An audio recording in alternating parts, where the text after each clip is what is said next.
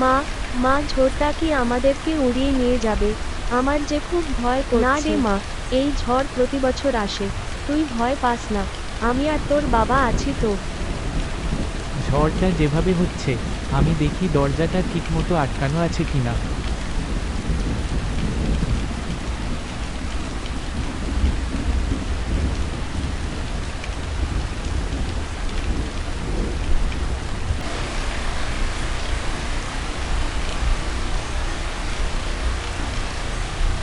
মা, এই ঝড় কেন আসে?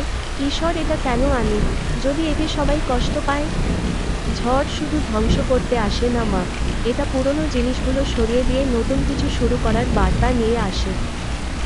কিন্তু মা, এত গাছ পড়ে যায়, কারো ঘর ভেঙে যায়, এটা কি ঠিক? তুই ঠিক বলেছিস মিতু, কষ্ট তো হয়ই, কিন্তু এই কষ্টই আমাদের শেখায় কিভাবে মজবুত থাকতে হয়। তুমি আর বাবা কি কখনো এমন ঝড়ে পড়েছিলে?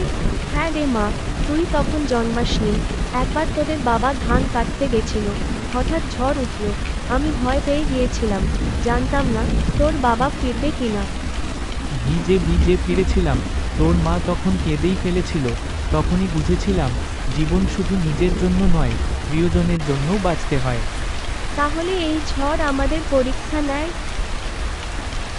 ঠিক তাই মা, ঝড় আমাদের শেখায় কিভাবে ধৈর্য ধরতে হয়, কিভাবে সাহস রাখতে হয়। দেখো, ঝড় কমে গেছে, কিন্তু উঠোন জুড়ে পাতা আর ডাল পড়ে আছে। মা, মা আকাশ পরিষ্কার হয়ে গেছে দেখো। ঝড় যত বড়ই হোক, শেষে সব ঠিক হয়ে যায়। মনে রাখিস মিতুল, জীবনে অনেক ঝড় আসবে, কিন্তু সাহস হারাবি না। ভালোবাসা আর একতার শক্তি থাকলে সব ঝড় একদিন থেমে যায়। আমি বুঝেছি বাবা, আমি তোমাদের মতো সাহসী হব।